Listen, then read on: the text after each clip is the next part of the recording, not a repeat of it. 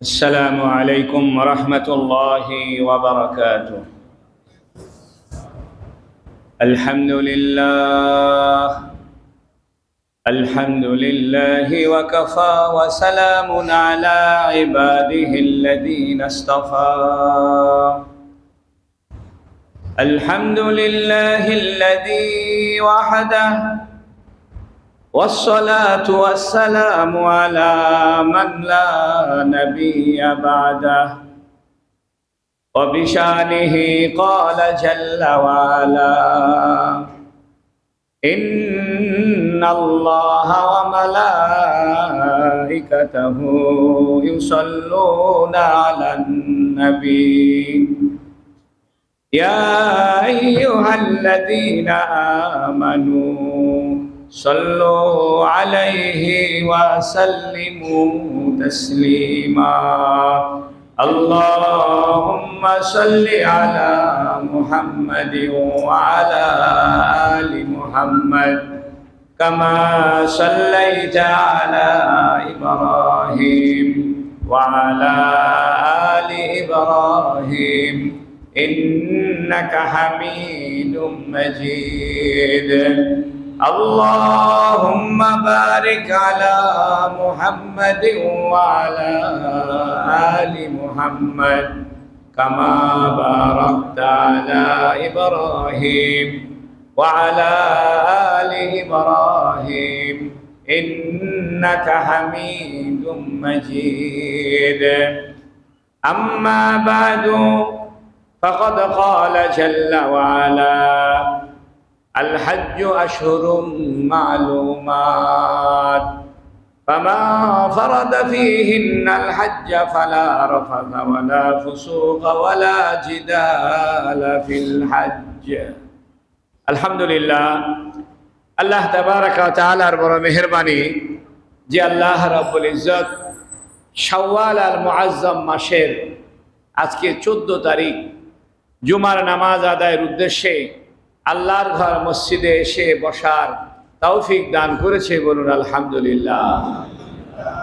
আমরা আলোচনা করছিলাম হজ সম্পর্কে।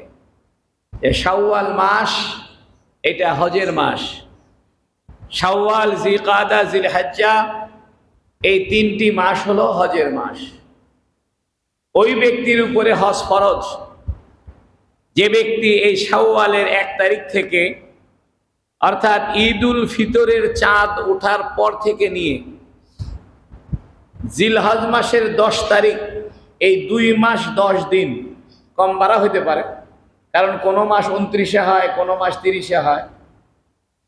শাওয়াল 1 মাস, জিলকাদা 2য় মাস, আর জিলহজ মাসের 10 তারিখ, এই 2 মাস 10 দিনের ভিতরে যদি কোনো ব্যক্তির কাছে মক্কা শরীফ যাওয়া এবং আসার পথ খরচ থাকে, বিমান ভাড়া থাকে, এবং এই 2 মাস 10 দিন বা হজ করার জন্য যতটুকু সময় লাগে ওই সময় পরিমাণ তার পরিবার পরিজনের ভরণ পোষণের খরচ অতিরিক্ত থাকে, তাহলে 1 নাম্বার যাতায়াতের ভাড়া থাকে।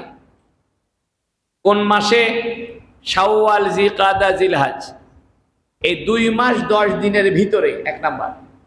2 নম্বর মক্কা শরীফ যাওয়া আসার ভাড়া থাকে। 3 নম্বর হজ করতে যতদিন সময় লাগে ততদিন সময় তার পরিবার পরিজনের ভরণ পোষণের খরচ থাকে।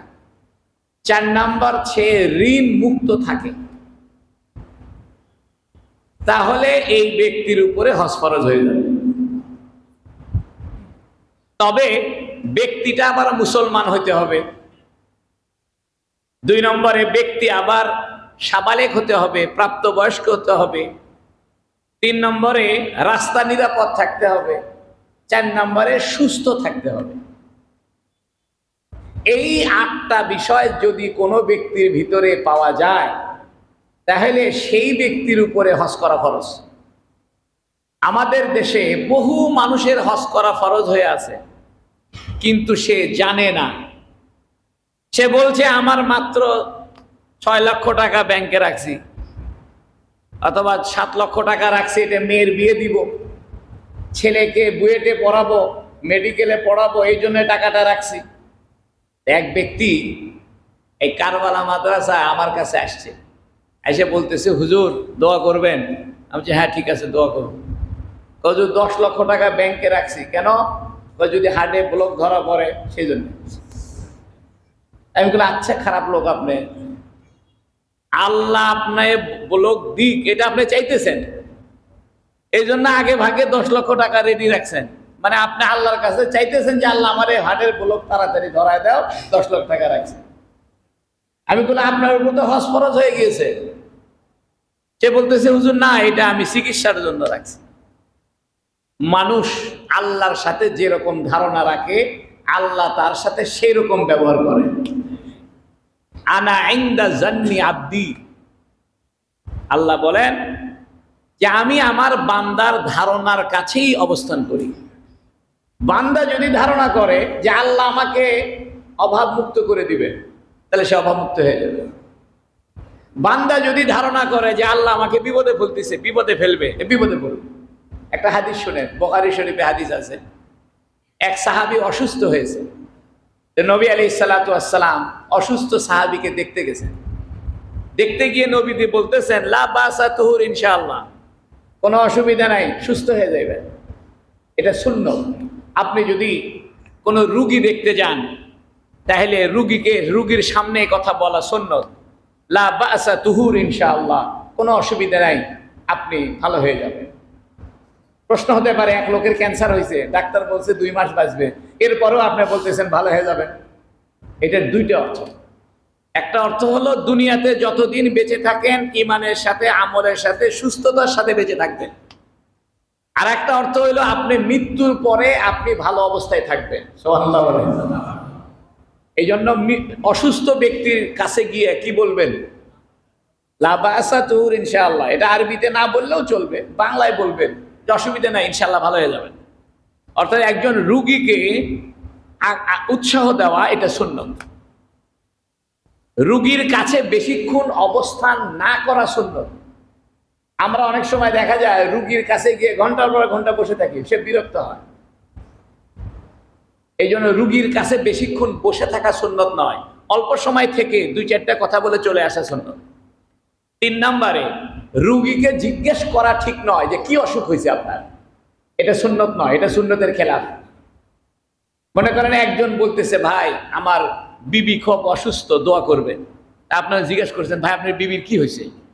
এখন তার বিবির মনে করেন যে ব্রেস্ট ক্যান্সার হয়েছে, অথবা জরায়িত ক্যান্সার হয়েছে, তা বেচারা এটা বলতে লজ্জা পাইতেছে, পাবে কিনা? এই জন্য কোনো অসুস্থ ব্যক্তিকে এই কথা বলা ঠিক নয় যে আপনার কি অসুখ হয়েছে, এটা বলবেন না যতক্ষণ সে নিজে না বলে। কারণ কিছু অসুখ, গোপন অসুখ থাকে যেটা মানুষ বলতে লজ্জা করে। রুগী দেখতে গিয়ে কিছু হাদিয়া নিয়ে যাওয়া সুন্নাত। তবে আমাদের দেশে আপেল নিয়ে যায়, ডাব নিয়ে যায়, দেখা গেল ওই রুগীর আপেল খাওয়াই নিষেধ। এখন রুগীর আত্মীয় স্বজন সব খায়। এই জন্য উত্তম হাদিয়া হলো নগদ টাকা। উত্তম হাদিয়া কি? নগদ টাকা। একটা খামের ভিতরে সুন্দর করে 5,000 টাকা ঢুকায় আস্তে করে দিয়েছে। বেচারা ওষুধ কেনা লাগলে ওষুধ কিনবে, আপেল খাইতে মনে চাইলে আপেল খাবে, ডাব খাইতে চাইলে ডাব খাবে, কাউকে দান করতে চাইলে দান করবে, নাতি নাতকুরকে দিতে চাইলে দিবে, যা খুশি তাই করবে। এই জন্য উত্তম হাদিয়া হলো নগদ টাকা। কথা বুঝছেন নি? প্রসঙ্গক্রমে রুগী দেখার সুন্নতের কথা আলোচনা করলাম। তো ওই যে এক সাহাবীর অসুখ হয়েছে, তো নবী আলাইহিস সালাম দেখতে গেছে। দেখতে গিয়ে বলতেছে লা বাসা তুর, ইনশাআল্লাহ অসুবিধা নাই, ভালো হয়ে যাবে। তো সাহাবী বলতেছে কি জানেন? লা ইয়া রাসূলুল্লাহ হাদিল হুম্মা ইয়াজুরুনিল কবর। ইয়া রাসূলুল্লাহ, না না, এটা এমন অসুখ, এই অসুখ আমাকে কবর পর্যন্ত পৌঁছাবে। নবী কইতেছে বালা, তাহলে তাই হোক। এই কথা বলতে না বলতে লোকটা মরে গেছে। নবী বলল অসুবিধা নাই, ভালো হয়ে যাইবে। আর সে বলতেছে কি, না ইয়া রাসূলুল্লাহ, যে জ্বর আমার হয়েছে এই জ্বর আমাকে কবর পর্যন্ত নিয়ে যাবে। তো নবী করছে তুমি যে এরকম ধারণা করলে, আচ্ছা তাই হোক। এই কোদে কোদে মরে গেছে। এই কথা আমি বলছিলাম যে হজ ফরজ হয় 8টা বিষয় মাথায় রাখলে তার ভিতরে হজ ফরজ হবে। আপনাদের জন্য আবার বলি, 1 নম্বর, সারা বছর টাকা থাকতে হবে না। জাকাত দেওয়ার জন্য সারা বছর টাকা থাকতে হয়, কিন্তু হজ করার জন্য সারা বছর টাকা থাকতে হবে না। 2 মাস 10 দিন 70 দিন টাকা থাকলেই হবে। মনে করেন এক ব্যক্তির কাছে রমজান মাসে কোনো টাকা ছিল না, শাওয়াল মাসের শুরু হওয়ার পরে 10 লাখ টাকার মালিক হয়েছে। 2-1 দিন এই টাকার মালিক ছিল, জিলহজ মাসের 10 তারিখের পরে আবার টাকা শেষ হয়ে গেছে, হজ ফরজ হয়ে গেছে। আবার কোন ব্যক্তির উপরে সারা বছর টাকা ছিল, শাওয়াল মাসে টাকা ছিল না, জিলহজে ছিল না, জিলকাদায় ছিল না, জিলহজের 10 তারিখের পরে আবার টাকার মালিক হয়েছে, হজ ফরজ হবে না।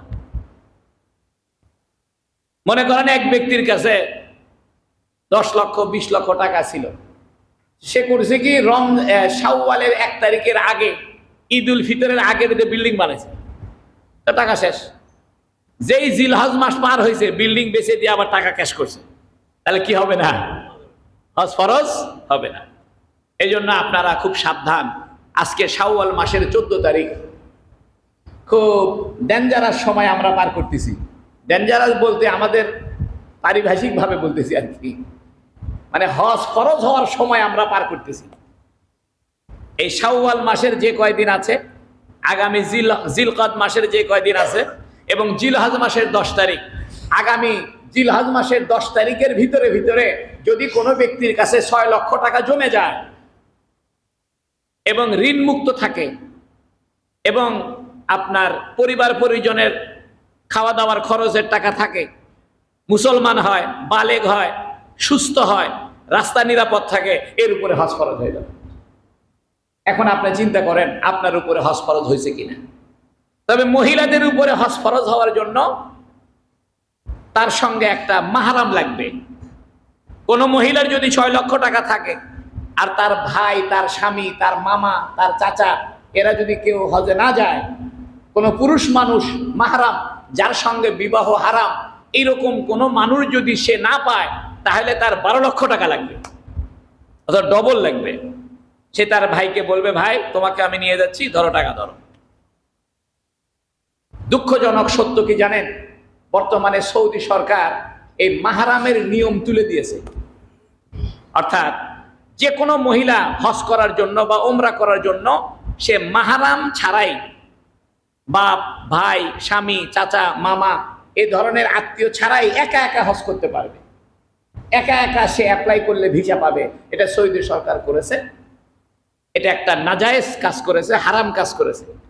এবং এই নাজায়েজ হারাম কাজের ভিত্তিতে বাংলাদেশের বহু মহিলা কাফেলার সঙ্গে একা একা হজে চলে যায়। তার বোন যাইতেছে, বোনের জামাই যাইতেছে, দুলাভাই যাইতেছে, সে দুলাভাইয়ের সঙ্গে হজে গেল। হারাম হবে, হারাম। হজ তো হবেই না, হারাম হবে।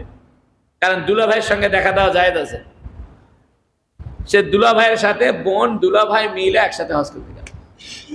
এই কাজটা করবেন না। যাই হোক, আমি বলছিলাম হজ ফরজ হবে। কয়টা বিষয় মাথায় রাখবেন? 8টা বিষয়। হজে যাওয়ার যেন আগ্রহ সৃষ্টি হয়, আমাদের জিল যেন, অন্তর যেন হজের জন্য প্রস্তুত হয় এবং হজের শিক্ষা আমরা গ্রহণ করতে পারি।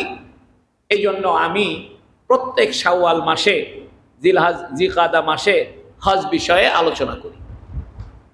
তো গত সপ্তাহে আমরা আরাফা সম্পর্কে আলোচনা করেছি। আদম এবং হাওয়া আলাইহিস সালাম একত্রিত হয়েছেন, সে কথা আলোচনা করেছি। সর্বপ্রথম আদম আর হাওয়া যে দোয়া পড়েছেন, সেই দোয়াটা হইল রব্বানা যালামনা আনফুসানা ওয়া ইল্লাম তাগফির লানা ওয়া তারহামনা লানাকুনান্না মিনাল খাসিরিন। এটা হলো আদম এবং হাওয়া আলাইহিস সালামের সর্বপ্রথম দোয়া।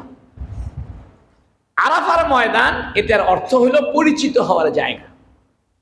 আল্লাহ পাক গোটা পৃথিবীতে তার তৌহিদের পরিচিতি, তার একত্ববাদের পরিচিতি, মুসলিম উম্মার ঐক্য সংহতির পরিচিতি, সম্প্রীতির পরিচিতি, ইসলামের সত্যবাদিতার পরিচিতির জন্য প্রত্যেক বছর আরাফার ময়দানে লক্ষ লক্ষ হাজী সাহেবদেরকে একই পোশাকে একত্রিত করে। সুবহানাল্লাহ। হজ ইসলামের সত্যতার দলিল। পৃথিবীতে কোনো ধর্মে আমাদের হজের মতো কোনো ইবাদত আপনি পাবেন না। পৃথিবীতে কোনো ধর্মে আমাদের আরাফার ময়দানের মতো একটা রেস্ট্রিক্টেড এরিয়া, একটা সংরক্ষিত এরিয়া, যেখানে প্রত্যেক বছর পৃথিবীর প্রত্যেক দেশের মানুষ, প্রত্যেক ডিজাইনের মানুষ, ছেলে মেয়ে, শিশু, বৃদ্ধ, যুবক, অন্ধ, খোড়া, ঠসা, বোবা, কালো, সাদা, ধনী, গরিব, শুধু ধনীরাই হজে যায় তা নয়, হাজার হাজার গরিব মানুষ হজে যায়। ঠিক কিনা জোরে বলেন? এই যে বিভিন্ন কিসিমের মানুষকে আল্লাহ একত্রিত করে আল্লাহ তার একত্ববাদের পরিচয় দিয়েছেন। আল্লাহ পরিচয় দিয়েছেন, আমি তোমাদের স্রষ্টা, আমি তোমাদের বানানেওয়ালা, আমি তোমাদের নিয়ন্ত্রণকারী, এ বিশ্ব জগৎ আমার, আমি তার মহড়া দেওয়ার জন্য আরাফার ময়দানে তোমাদেরকে একত্রিত করলাম। আরাফার ময়দানে রাসূলুল্লাহ সাল্লাল্লাহু আলাইহি সাল্লাম এক ঐতিহাসিক ভাষণ দিয়েছিলেন। এ ভাষণকে পৃথিবীর ইতিহাসে মানবাধিকারের মূল স্তম্ভ মনে করা হয়। মানুষের অধিকার আদায়ের জন্য মানুষের কি অধিকার, একজন মানুষ মানুষ হিসেবে পৃথিবীতে কি কি অধিকার পেতে পারে, এই মৌলিক কিছু নীতিমালা রাসূলুল্লাহ সাল্লাল্লাহু আলাইহি সাল্লাম 53টি নীতিমালা ঘোষণা করেছেন বিদায় হজের ভাষণে। আমাদের বড় দুঃখ কি জানেন? আমরা হজ করি, কিন্তু বিদায় হজের ভাষণটা আমরা জানলাম না। হাজার হাজার মানুষ বাংলাদেশে হজ করেছে, তাকে যদি বলা হয় আপনি আরাফার ময়দানে গিয়েছেন, বলে হ্যাঁ গিয়েছি। তাকে যদি বলা হয় যে বিদায় হজের 5টা কথা আপনি বলেন, রাসূল সাল্লাল্লাহু আলাইহি সাল্লাম যে বিদায় হজ করেছেন, তিনি যে সেখানে একটা ভাষণ দিয়েছিলেন, সেখানে একটা খুতবা দিয়েছিলেন, এই খুতবার 2টা কথা আপনি বলেন, কি বলেছিল নবী? জানে না। এই জন্য আমি বলি কি জানেন, লেখাপড়া না জানলে ভালো মুসলমান হওয়া যায় না। এই জন্য আল্লাহ কোরআন শরীফের শুরুতে বলেছেন, ইকরা বিসমি রাব্বিকাল্লাযী খালাক, পড়ো তোমার রবের নামে পড়ো। তা আমরা পড়াশোনা বাদ দিয়েছি। এই জন্য লেখাপড়া বাদ দেওয়ার কারণে আমাদের অন্তর বিনষ্ট হয়ে গেছে, চিন্তা এলোমেলো হয়ে গেছে। জানলাম না, বুঝলাম না ইসলাম এত বড় নিয়ামত, কোরআন শরীফ এত বড় নিয়ামত, এত বড় আল্লাহর দান, এত বড় দয়া, বুঝলাম না। ছোট বাচ্চার কাছে যেমন $1000 কোনো দাম আছে, তার কাছে $1000 মানে একটা কাগজের টুকরা। ছোট্ট বাচ্চার কাছে 500 টাকার নোটের কোনো দাম নাই, এটা কাগজের টুকরা। সে ছিঁড়ে ফেলে, মুখ দিয়ে কামড়ায়। আমরাও ছোট বাচ্চা হয়েছি, আমাদের কাছে কোরআনের 2 টাকার দাম হলো না। রাসূলুল্লাহ সাল্লাল্লাহু আলাইহি ওয়াসাল্লাম সম্পর্কে কিছু জানলাম না, শরীয়ত বুঝলাম না, ইবাদতের কোনো রহস্য আমরা জানলাম না। এই আরাফার ময়দানে আপনারা সবাই বিদায় হজের ভাষণটা পড়ে নেবেন, পড়বেন তো ইনশাআল্লাহ? এখন তো সহজ হয়েছে, মোবাইলে লিখলেই বিদায় হজের ভাষণ বের হয়ে আসবে। মোবাইলে লিখবেন বিদায় হজের ভাষণ জানতে চাই, চলে আসবে।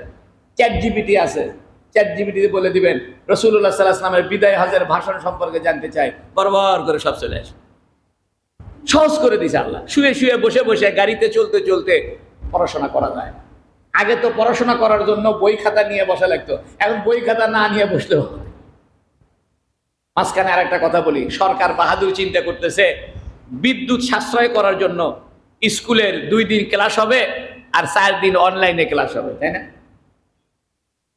আচ্ছা, 50 জন ছাত্র যদি স্কুলে আসে, ফ্যান চলবে কয়টা? 2টা বা 5টা। আর এই 50 জন ছেলে যদি বাড়িতে চলে যায়, ফ্যান চলবে কয়টা? তাহলে স্কুল বন্ধ করে দিয়ে লাভ হলো না ক্ষতি হলো? কে বুঝায়? মানে আমাদের ছেলেদের চরিত্র নষ্ট করার জন্য এই অনলাইনের লেখাপড়ার নামে এক ভণ্ডামি শয়তানি শুরু হয়েছে। লেখাপড়া কিসের অনলাইনে? লেখাপড়া হবে ওস্তাদের চেহারা দেখে দেখে। লেখাপড়া তো শুধু বই খাতার বিদ্যার নাম লেখাপড়া না, লেখাপড়া চরিত্র গঠনের নাম। শিক্ষককে দেখে সে শিখবে, ওস্তাদের চেহারা দেখে সে চরিত্র শিখবে। এখন সরকার বিদ্যুৎ বাঁচানোর জন্য আপনার অনলাইনে ক্লাসের ব্যবস্থা করতেছে। এর মানে যে ছেলেগুলো আগে ল্যাংটা ছবি দেখা জানতো না, ওই ছেলের হাতে মোবাইল তুলে দিয়ে এখন উলঙ্গ ছবি দেখা তাকে শিখাবে। এমনি মোবাইলের অত্যাচারে আমাদের ছেলেদেরকে আমরা বাঁচাইতে পারতেছি না, আমাদের ছেলে মেয়েদেরকে আমরা মোবাইলের অত্যাচার থেকে বাঁচাতে পারতেছি না। কি মাদ্রাসা, কি স্কুল, সব সমান হয়ে গেছে। গত বছর আমাদের মাদ্রাসা থেকে শত শত ছাত্র বের করে দিছি এই মোবাইলের কারণে। সে নিজে নষ্ট হয়, আরো 10টা ছেলেকে নষ্ট করে। এখন সরকার বিদ্যুৎ বাঁচানোর নাম দিয়ে অনলাইনে ক্লাস করবে। এর মানে ওই আগে স্কুলে ফ্যান ঘুরতো 5টা 50 জন ছেলের জন্য, এখন এই 50 জন ছেলে বাড়িতে গেলে ফ্যান ঘুরবে কয়টা? 50টা। তাহলে বিদ্যুৎ বাঁচলো না খরচ বেশি হইলো? কে বুদ্ধি দেয় সরকারকে এগুলো আমি বুঝি না। বিদ্যুতের দাম বেশি না চরিত্রের দাম বেশি? এই অনলাইনের নামে এই ছেলেরা বাপ মায়ের সাথে যুদ্ধ লাগাবে। বাপ মাকে বলবে আব্বা এখন অনলাইনে ক্লাস হবে, মোবাইল কিনে দাও। তা বাপে বলবে বাবা 10,000 টাকার নেই। না না না 10,000 টাকার হবে না, আমাকে ম্যাক্স প্রো i3 কিনে দাও। দাম কত বাবা? 40। তা বাপের টাকা তো নাই, লাগবে ঝগড়া। 3 দিন পরে সেই মোবাইলে জুয়া খেলা শুরু করবে। আল্লাহ আমাদেরকে সঠিক বুদ্ধি দান করুক, বলে না আমিন। তা বলছিলাম বিদায় হজের ভাষণটা পড়বেন তো ইনশাআল্লাহ, পড়ে নেবেন। আরাফার ময়দান এইটা আল্লাহর তৌহিদ, একত্ববাদ, আল্লাহর দাপট, আল্লাহর জালালি শান। তিনি যে মহামালিক, তিনি যে বাদশা, তিনি যে নিয়ন্ত্রণকারী, তিনি যে সবাইকে হাসরের ময়দানে একত্রিত করতে পারবে, তার একটা সিম্বল আল্লাহ আরাফার ময়দানে দিয়ে দিয়েছে। সুবহানাল্লাহ। যে আল্লাহ প্রত্যেক বছর 22 লক্ষ 25 লক্ষ মানুষকে একই ড্রেসে একই জায়গায় জমা করতে পারে, সেই আল্লাহ কিয়ামতের দিন সব মরা মানুষকে কবর থেকে এক জায়গায় জমা করতে পারবে কিনা? হাসরের ময়দানে মানুষ একত্রিত হইয়া দৌড়াতে থাকবে। কোথায় থাকবে? দৌড়াতে থাকবে। এই জন্য আরাফার ময়দান থেকে সূর্য ডোবার সাথে সাথে সব মানুষ আরাফার থেকে বাইরে হয়ে চলে যায়। যেই না 9 তারিখে সূর্য ডুবলো, সাথে সাথে সমস্ত হাজী সাহেবরা আরাফাত থেকে কি হয়ে যায়? বের হয়ে যায়। অর্থাৎ সূর্য ডোবার পরে আপনি আরাফায় থাকা অনুচিত, অন্যায়। তবে হ্যাঁ, বৃদ্ধ মানুষ, অসুস্থ মানুষ চলতে পারে না, গাড়ির অপেক্ষায় আছে, সেটা ভিন্ন। কিন্তু শরীয়তের বিধান হলো যে আরাফাতের ময়দানে মাগরিবের সময় হবে, আপনি বের হয়ে যান। আপনি যে বের হয়ে যাবেন কি বলবেন?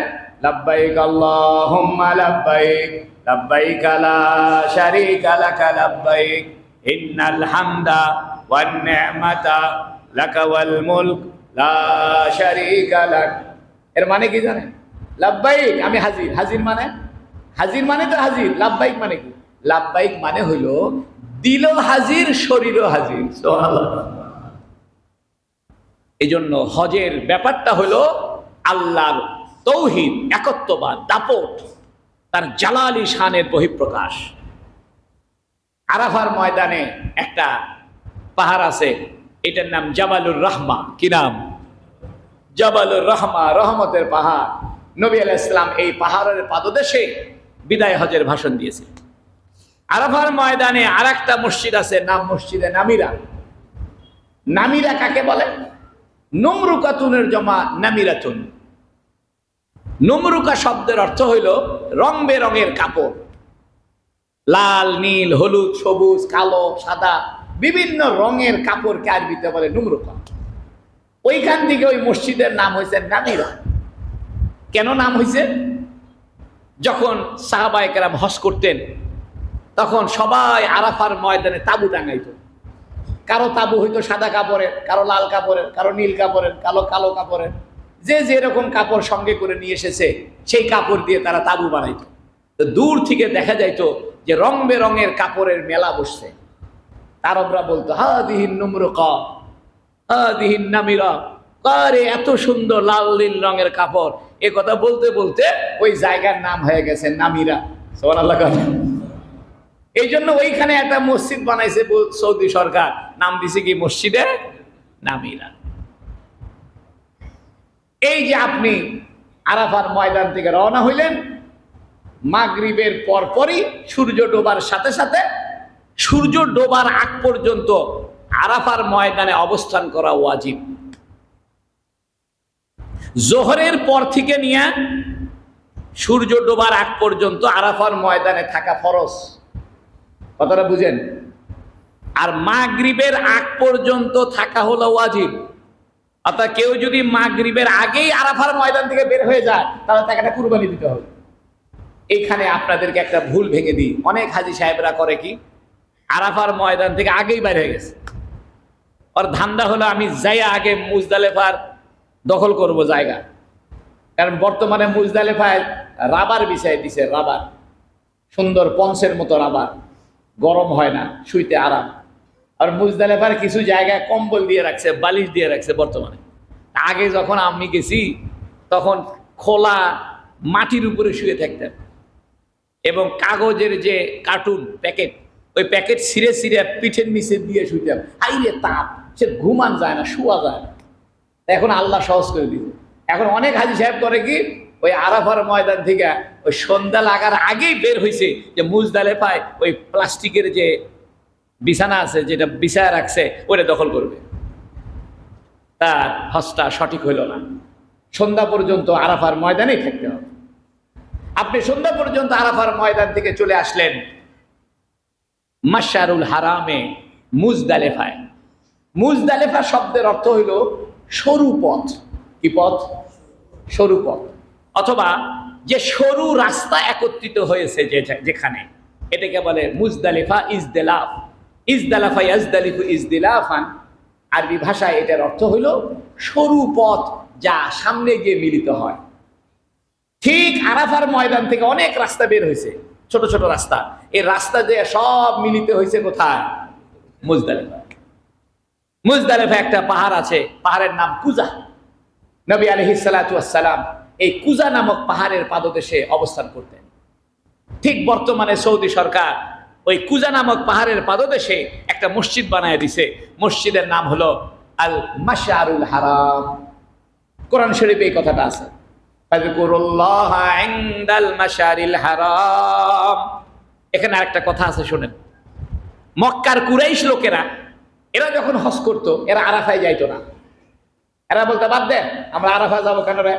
কারণ আরাফা হলো হেরেমের বাইরে, অর্থাৎ মক্কার যে হুদুদে হেরেম, হেরেমের যে সীমানা, সম্মানিত এলাকার যে সীমানা, এই সীমানার বাইরে হলো আরাফা। তো মক্কার কুরাইশরা বলতো, আমরা আরাফায় যাব না, আমরা সম্মানী মানুষ, হেরেমের বাইরে আমরা যাব না। এরা করতো কি, মুজদালেফায় আইসা রাত্রি যাপন করতো। কইরা এইখানে এই বাপ দাদার প্রশংসা, কবিতা, তাদের বংশীয় গৌরবের কবিতা চর্চা করত, আর কে কারো উপরে গৌরব দেখাইতে পারে এগুলোর আলোচনা করত। তখন আল্লাহ পাক কোরআন শরীফে আয়াত নাযিল করেছে,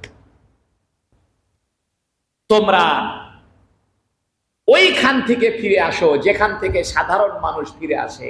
অর্থাৎ সাধারণ মানুষ যে আরাফার ময়দান থেকে তারপরে মুজদালেফায় আসে, তোমরাও সাধারণ মানুষের সঙ্গে আরাফার ময়দানে গিয়ে তারপরে মুজদালেফাতে আসো।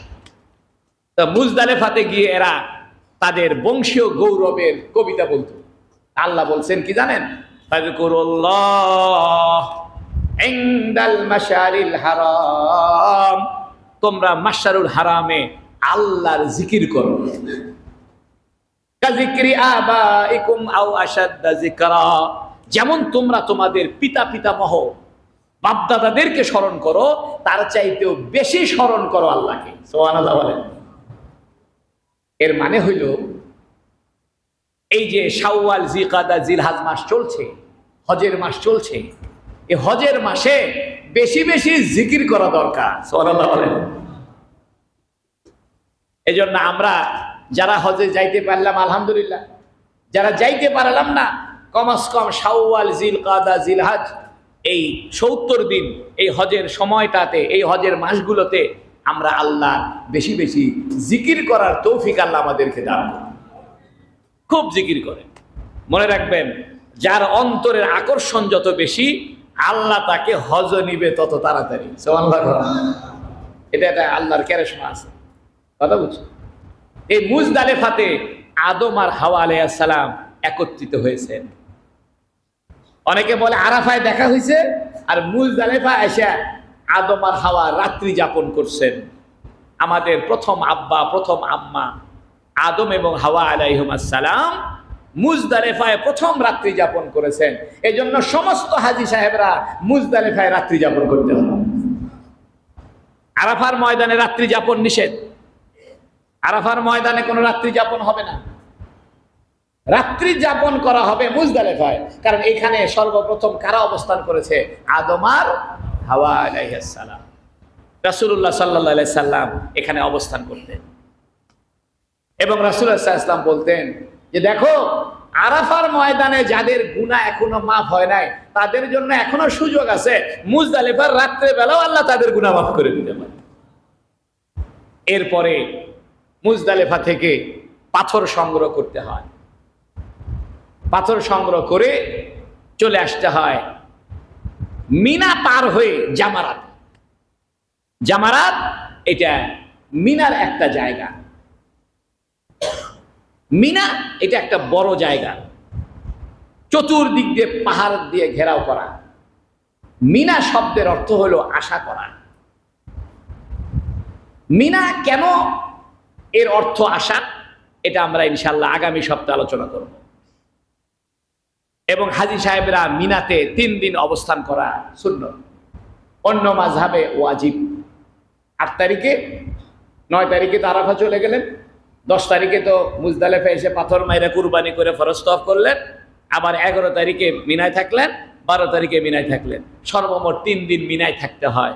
এই মিনা সম্পর্কে আমরা ইনশাল্লাহ বিস্তারিত আলোচনা আগামী সপ্তাহে করব। আল্লাহ রাব্বুল আলামিন আমাদেরকে তৌফিক দান করুন, বলুন আমিন। ওয়া আখিরু দাওয়ানা আলহামদুলিল্লাহি রাব্বিল আলামিন।